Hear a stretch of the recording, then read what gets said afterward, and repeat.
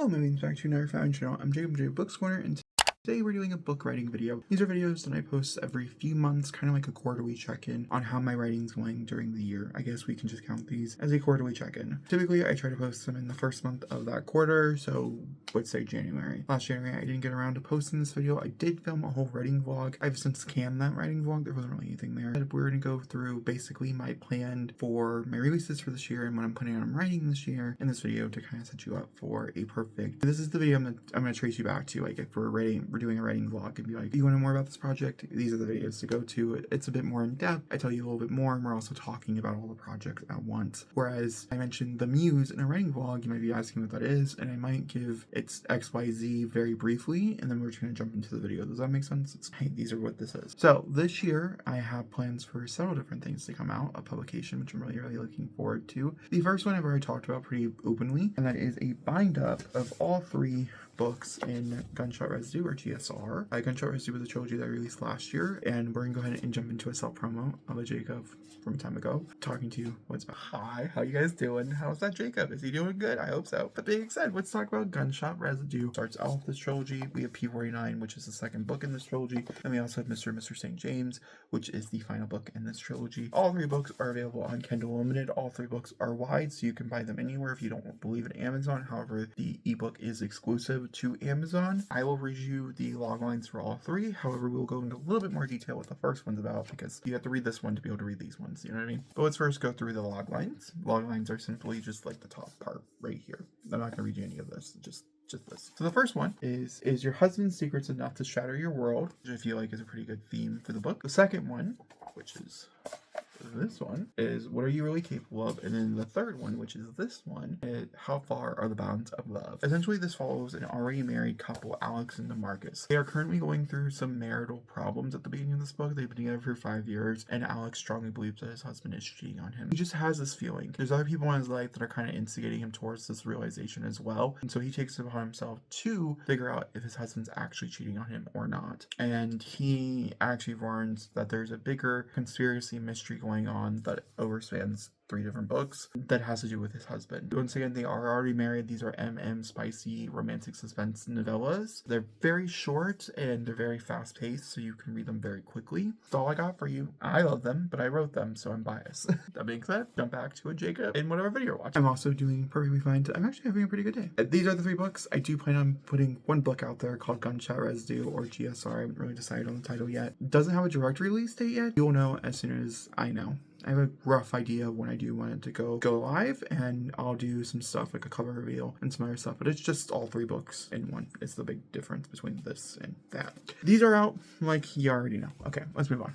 That's the first thing I can talk about. It's pretty self-explanatory. I'm really excited about it. I think some people like reading them individually, and some people are going to like reading it all together. However, I will have to say, book 2, I've always said this, it does start a little weird, but I promise you just gotta go on the journey, and you'll find the results. Okay. That being said, the next book that I'm going to talk about, the next few books I'm going to talk about are already books that I've already mentioned on the channel, so we can go a little bit more in depth and detail, which is really fun and exciting. I can tell you about how the writing's going on them and where you can expect the next update for them. So The Muse is the book I'm currently working on. This is a dual POV fake dating contemporary romance. It is gay, and it will have spice in it. I don't know how much spice at this moment in time, but I do hope for at least one pretty spicy scene. I'm really excited. I say that as there's like a lot of sexual tension.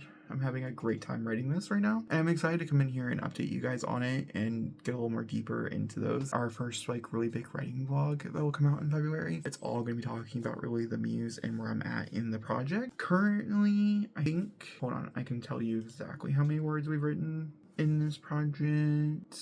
No, I can't. Okay, let me go over to my other tracker. It's looking like we're a little over 40,000 words officially in the whole project. I think I'm at 41,000. I probably am at about 43.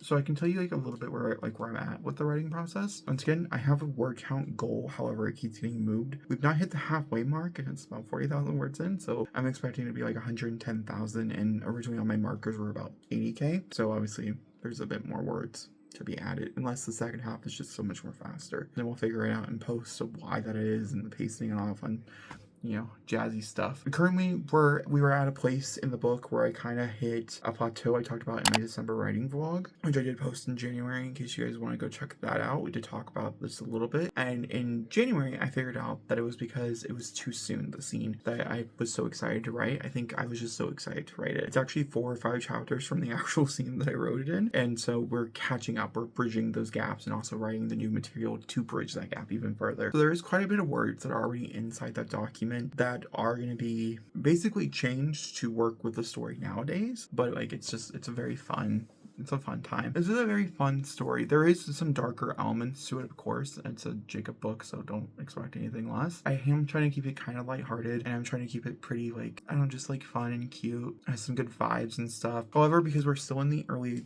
like, first draft stages, I don't want to tell you too much and get you, like, super hooked on a concept or something, or be like, oh, the town's like Gilmore Girls, you know? Because I don't know if I'm going for that vibe just yet. In my head, I think I originally started with those vibes, but I'm doing something else that I think will probably do that vibe better. So that's the first one that we'll talk about, is the Muse. The second one we're going to talk about is the CFR, or Cozy Fantasy Romance, which is a YouTube video series that we're doing over here where we write a book together. And you might be thinking to yourself, Jacob, the last time you updated that was in like September. That was a minute ago. Yeah, it's because I really haven't worked on it since the last time like I told you about the book. Kind of put it to the side and I was working on some other stuff in between. I wrote about 30,000 words. I published a few books. So I got a little busy and I got a little distracted, and I'm officially ready to come back to the story. We have another video coming out towards the end of this month where it's a CFR update video. So like if you just really want more to know facts, where we're at and everything, there's also gonna be like a vlog portion of the video where I'm gonna try to get up into the end of Act 1, which I'm really excited about. But also Act 1, we have like some live streams. If you're following me on this channel and you have the notifications, you'll get a notification when we go live. And starting in a week or so, we're gonna be going live every morning is the plan before I go to work, so I get some words in. We're gonna work at work as well. I don't really know how far I'm off from the end of Act 1, but the goal is to end Act 1 by the time that video has to go up, probably like a few days beforehand, so I have enough time to edit everything and get that video posted. The plan is to post it on its 1-year anniversary of the pitch. However, it might go up in March just because like I want to give myself enough time to finish Act 1 before we fully talk about where CFR is. Cozy Fantasy Romance I can be pretty blunt with. It's pretty much, you can find a whole series talking about it and all its gory details. This follows Franklin as he is a seeker in a magical world, which means he can go, and mostly he's like a herdant. He has this ability where magical items are drawn to him, and so he has to go find those magical items, and until he finds them, he feels like it's like an attack, I guess is the best way to explain it. And he touches them and it's like an orgasmic feeling. And then he, the magical powers stay in the object. However, they have no effect on him. He's just there to find the object, not to do anything with it. So like, for instance, there's like an object that instant death or whatever. I don't know. I remember creating a ring or something similar to that in the story as like a joke. If someone picks it up, oh my God, it's instant death, but he can touch it all he wants. It doesn't really matter. So there's all other stuff going on, but that's his storyline. And he is running a magical shop to sell these objects in because he's collected so many over the years. He was a courier who would just go deliver these magical objects to people who needed them, and then he got the idea to just make a whole shop based around it and have people come to him. He still does courier runs, so we do explore that in the book as well. And then with Francis, he is a monster hunter, and that's all I can really say. His storyline and everything are based around his storyline. It's pretty much all kept in under secret and will be really explored in Act 2 and Act 3 of the book. We're touching on it briefly in Act 1, but it's not like a main priority. I want it to kind of spread out like breadcrumbs. His character is pretty much kept to himself. The big thing here is that we know he's a monster hunter. This is a childhood friendships to lovers, second chance romance in a fantasy world. They were close as children. They had to get separated after realizing they had romantic feelings for one another. And now they're meeting 15 and 17 years later. This is where the romance fully starts. I'm having a great time with it. The whole point of this is to make it feel cozy. However, once again, I cannot make a book not feel dark.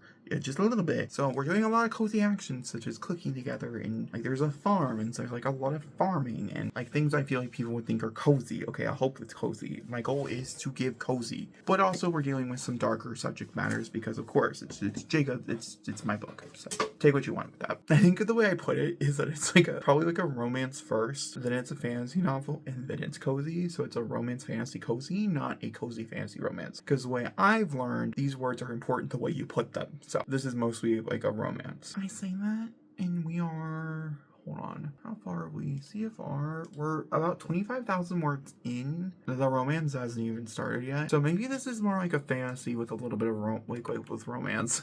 I don't know. And it's it's a whole fantasy thing. The next one we can talk about is The Secrets of Dragonilla. I've not started working on this at all. This is the sequel to my little sister's fantasy book. The first book is called The Legends of Dragonilla. This follows Liliana as she is offered to go to the school of dragon riders. I can't remember exactly what the school is called off the top of my head. In Dragonilla, which she believed was a fake place. Essentially, she has this book as a kid. She's 11 here, so she has this book. Now she has this book as a child that basically has the land of Dragonilla, and she never believed anybody to be real. And essentially, she gets shipped off to this school. In this school, the whole point of it is that you are raising the egg. You're raising the dragon that will become your dragon rider. That will put you in a placement in the world. So there's different factions and different stuff that you can be placed in. I took a lot of liberties from all the different source materials. But either way. And so we're following a girl who's like raising a dragon egg for the first book. By the end of the first book, obviously, the dragon's hatched. It's super cute. And the second book is they're going on a quest. I have not really figured out this quest, but I have been told to write the entire quest and then write what the quest is about. So that's what I'm going to do. That was the best advice I was given. So that's what we're going to move forward with. I haven't started working on this. This book is not going to get a publication release. These have actual drawings. Like the cover was made by my little sister and stuff. And so when she's 18 and she wants to release these in public and she's still interested in them and she still loves them, and you know, I'll go through like a whole big editor pass. They'll be released under a pen name because these are definitely like middle grade. They do have some darker elements. There's death in it. I don't know. I'm very proud of it. It's everything I wanted it to be. I'm really nervous to reread it. I'm not gonna lie, but I will have to reread it to write the sequel. But I'm really excited to write the sequel. I have several ideas for it, several fun things I'm planning. And this is gonna go up on her birthday on August 1st, so I'll either get to her that day or December 25th. We have time to figure it out and write it. However, it is the least priority. I need to write all the other things first because they have release dates. Just the way it goes. Eventually it will be top priority and then all these things will fall to the side, but right now it hasn't got there yet. And then I have 2 secret projects. So the first secret project will be announced relatively soon. That's all I can say about it. I'm really looking forward to it. However, I'm having the hardest fucking time in my life trying to do it. I started working on it in January as I figured it was a good like little stepping point. You'll understand it when you what it is. We can fully talk about it. And I had the hardest time figuring out how to write it. The character that I'm really looking forward to writing from was being a bitch. I was having just the hardest time. I'm a little nervous. I want to get at least something of it done before we do a full announcement because I don't want to be like, oh, this is the plan, and then I just cancel it. I don't want to do that. So it won't be announced until I know for a fact. The same thing goes with the second project. The second project's been out of my wheelhouse for a long time now, and I am planning on releasing it. However, I do want to write at least one of them, maybe a few. It's part of a series, a secret series. I am excited for it, but I'm also nervous for it. So yeah.